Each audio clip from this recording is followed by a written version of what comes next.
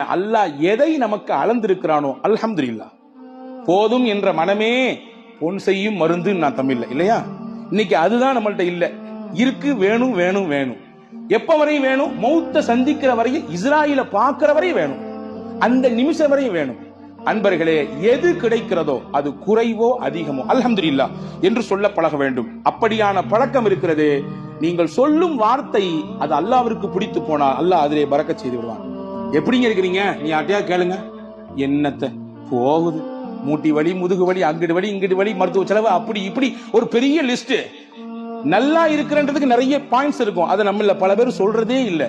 ஆனா அல்லாஹ் சொல்ற, அல்லாஹ்வின் ரசூல் சொன்னாங்க, உங்களுக்கு அல்லாஹ் என்ன கொடுத்திருக்கானோ அதுல எது நலவு இருக்கிறதோ அதை நீங்கள் சொல்லி பழகுங்கள், அல்ஹம்துலில்லாஹ் என்று சொல்லுங்கள், அல்லாஹ் பரக்கத்தை தருவான். பயபக்தி மிக்க வாழ்க்கையை நாம் வாழ்வதற்கு பழகி கொள்ள வேண்டும். தக்வா மிக்க வாழ்க்கையை நம்முடைய தொழிலில், நாம் சந்திக்கும் நபர்களில், நாம் பேசும் பேச்சில், நாம் பார்க்கும் பார்வையில், நாம் நடக்கும் நடையில், உடையில், பாவனையில், அனைத்திலும் அல்லாஹ் ஒருத்தன் நம்மளை பார்த்துக்கிட்டு இருக்கான் சிந்தனையில வாழணும்.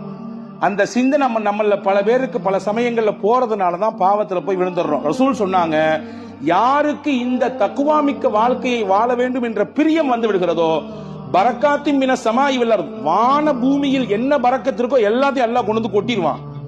வான பூமியில் என்னென்ன பரக்கத்துகள் எல்லாம் உண்டோ மொத்தத்தையும் கொண்டு வந்து அவர்களின் காலுக்கு கீழே கொட்டி விடுவான் என்று பெருமானார் ஸல்லல்லாஹு அலைஹி வஸல்லம் அல்லாஹ் சொன்னான்.